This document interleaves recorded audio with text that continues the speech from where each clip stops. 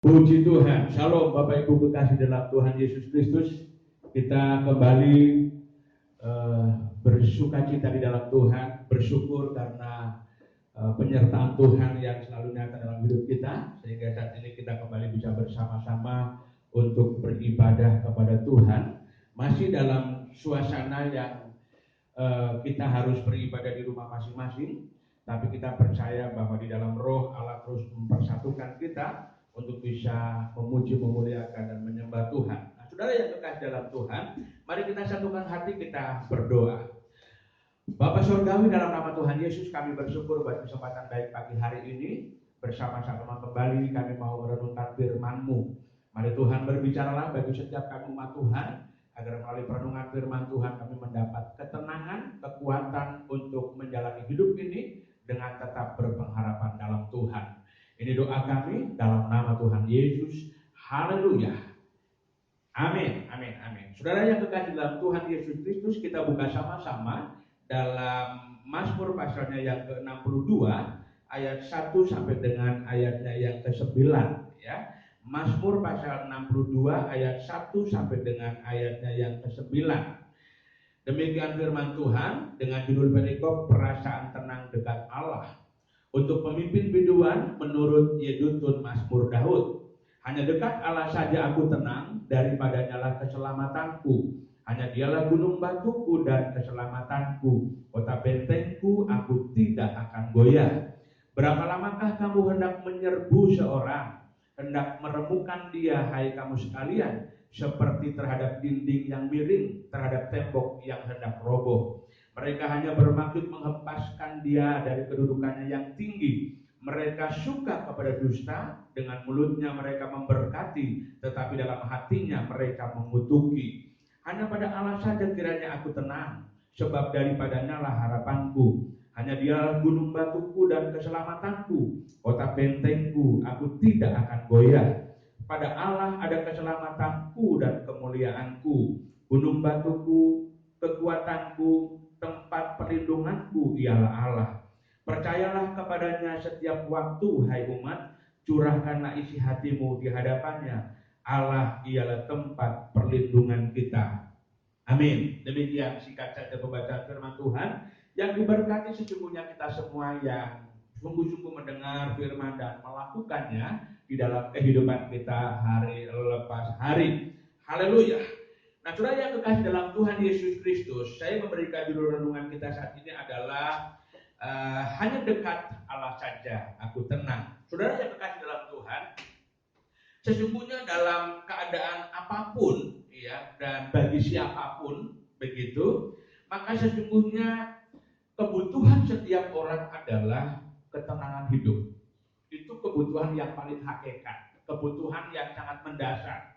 Sekalipun saat situasi seperti sekarang, banyak orang yang berpikir bahwa kebutuhan sekarang ini adalah bebas dari corona. Iya kan? Karena memang corona sedang melanda dunia dengan berbagai dampak-dampak yang begitu luar biasa.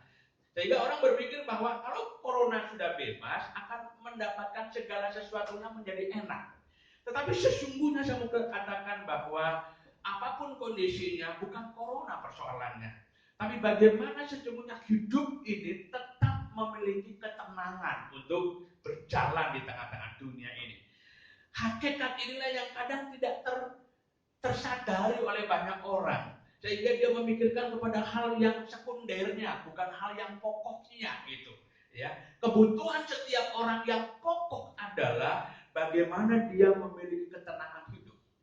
Jadi ketenangan hidup atau hidup tenang yang dimaksudkan di sini adalah bagaimana dia sanggup meyakini akan pimpinan Tuhan dalam hidupnya untuk membela dalam segala aspek kehidupannya. Itu ketenangan yang dimaksudkan di sini, ya kan? Nah, kita bisa belajar dari seorang Daud yang bagaimana dalam situasi-situasi yang betul-betul mengganggu ketenangan hidupnya, tapi dia tetap mampu tenang menyikapi berbagai persoalan. Untuk kondisi waktu itu sebenarnya tidak dalam kondisi yang aman bagi Daud, tidak dalam kondisi yang tenang bagi Daud untuk menyikapi persoalan. Tapi yang luar biasa, dalam keadaan-keadaan yang tidak memungkinkan Daud mendapatkan ketenangan, mendapatkan keamanan dalam kehidupannya, dia tetap bisa bisa tinggal dengan tenang.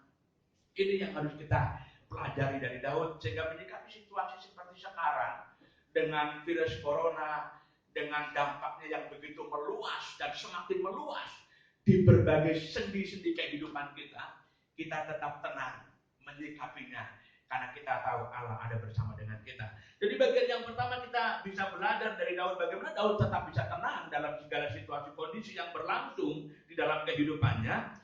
Yang pertama yang saya perhatikan adalah kalimat yang dikatakan dalam firman Tuhan ayat 2 dan 3 yang kemudian diulangi lagi dalam ayat 6 dan 7. Di sana dikatakan begini, hanya dekat Allah saja aku tenang, daripadanya lah keselamatanku. Hanya dialah gunung batuku dan keselamatanku, kota bentengku, aku tidak akan goyah. Kemudian diulang kembali dalam ayat 6, hanya pada Allah saja kiranya aku tenang, sebab daripadanya lah harapanku. Hanya dialah gunung batuku dan keselamatanku, kota bentengku, aku tidak akan goyah. Saudara yang kasih dalam Tuhan Yesus Kristus, kunci pertama mengapa Daud dalam segala situasi kondisi yang sangat tidak memungkinkan dia bisa hidup tenang, hidup aman, tapi dia mampu tetap dalam keadaan yang tenang. Ini yang luar biasa, saudara. Dikatakan di sana bahwa Daud menyatakan hanya dekat Allah saja aku tenang. Ini kunci utama, Bapak Ibu kekasih dalam Tuhan. Ya, jadi bukan keadaan-keadaan yang berlangsung pada waktu itu, gitu. Tapi bagaimana Daud mampu memposisikan bahwa ketenangan itu diraih hanya ketika dia dalam posisinya dekat dengan Allah. Bukan karena masalahnya yang berlangsung sudah selesai. Bukan karena orang-orang yang bermaksud untuk merenggutnya sudah tidak ada lagi, gitu. Tapi karena posisi hidupnya yang tetap dekat dengan Allah. Ini alasan yang mendasar. Dan ini adalah sesuatu yang sangat penting sekali bagi setiap kita kalau kita ingin mendapatkan ketenangan. Saudara yang dikasih di dalam Tuhan Yesus Kristus, Daud berkata, hanya dekat Allah saja aku tenang. Sesungguhnya ini merupakan sebuah pernyataan iman, Bapak Ibu. Ya, ini adalah sebuah pernyataan iman di mana Daud memiliki satu keyakinan yang sangat kuat bahwa ketenangan itu hanya dapat dia raih ketika dia hidup dekat dengan Allah. Artinya apa? Ada hubungan yang terjalin baik antara dirinya dengan Allah. Sumber ketenangan di dalam kehidupan setiap manusia dalam level apapun sesungguhnya adalah ketika dia memiliki hubungan yang dekat dengan Allah. Saudara yang dikasihi dalam Tuhan Yesus Kristus, mari kita renungkan pernyataan iman yang dinyatakan oleh Daud. Kalau Daud mampu berkata hanya dengan dia, ya kan? Jadi kata hanya itu menunjukkan bahwa hanya Allah satu-satunya. Jadi artinya hanya ada satu cara, begitu ya. Hanya ada satu cara dan tidak ada yang lain, yaitu hubungan yang terbangun dekat dengan Allah. Situasi kondisi apapun, dunia boleh berubah, gunung-gunung boleh berubah, keadaan boleh berubah, ekonomi boleh berubah, segala sesuatunya boleh berubah di tengah-tengah dunia ini. Tapi ketika kita membangun hubungan yang dekat dengan Allah, Allah ada bersama dengan kita, maka sesungguhnya inilah jaminan yang paling utama untuk menjalani hidup baik di masa sekarang maupun yang masa yang akan datang. Luar biasa. Mari kita memiliki pernyataan iman seperti yang dimiliki oleh Daud, supaya kita tidak digoyahkan dengan berbagai keadaan-keadaan yang berlangsung di tengah-tengah dunia ini. Memang kita tidak bisa pungkiri bahwa virus corona begitu menakutkan banyak orang, begitu menakutkan banyak negara, banyak bangsa. Dunia ini, saudaraku, mengalami ketakutan dari itu. Tapi inti yang utama bagi kita saat ini, kita diingatkan bahwa apapun kondisinya, ketika kita memiliki hubungan yang baik dengan Allah, ada kedekatan kita dengan Tuhan, Allah yang menjadi jaminan bagi hidup kita.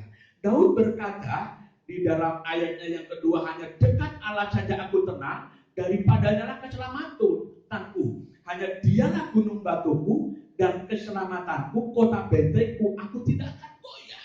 Jadi tidak akan menjadi goyah dalam segala situasi kondisi. Karena apa?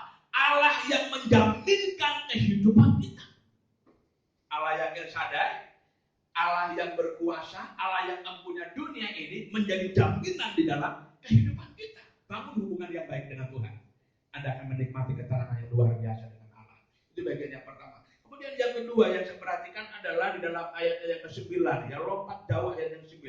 Itu dikatakan begini. Percayalah kepadanya setiap waktu, hai umat. Curahkanlah isi hatimu di hadapannya. Allah ialah tempat perlindungan kita. Allah ialah tempat perlindungan kita. Jadi dikatakan percayalah. Ketika kita membangun hubungan, relasi dengan Allah, tapi tanpa didasari dengan iman, kita tidak akan sanggup meyakini kuasa Tuhan bekerja dalam diri kita. Kita tidak akan sanggup meyakini penyertaan, perlindungan, dan campur tangan Tuhan di dalam kehidupan kita. Sehingga menjadi pepesan kosong. Nah, ada banyak orang yang merasa sudah membangun hubungan dengan Allah, tapi dia tidak membangun percaya kepada Tuhan, tidak memiliki iman kepada Allah, sehingga tidak sanggup mempercayakan hidupnya kepada Tuhan. Dia mengendalikan segala sesuatunya dengan dirinya sendiri. Artinya, dia tidak akan pernah menikmati pertolongan Tuhan dalam hidupnya. Sehingga hal yang kedua yang sangat penting bagi kita adalah selain kita membangun hubungan dekat dengan Allah, maka kita harus membangun iman yang teguh di dalam Tuhan. Supaya dalam segala situasi kondisi apapun, kita tetap mampu mempercayakan hidup kita kepada Allah. Percaya bahwa Dia adalah Allah yang El Shaddai, tempat perlindungan, tetapi juga kita mau mempercayakan hidup kita kepada Allah.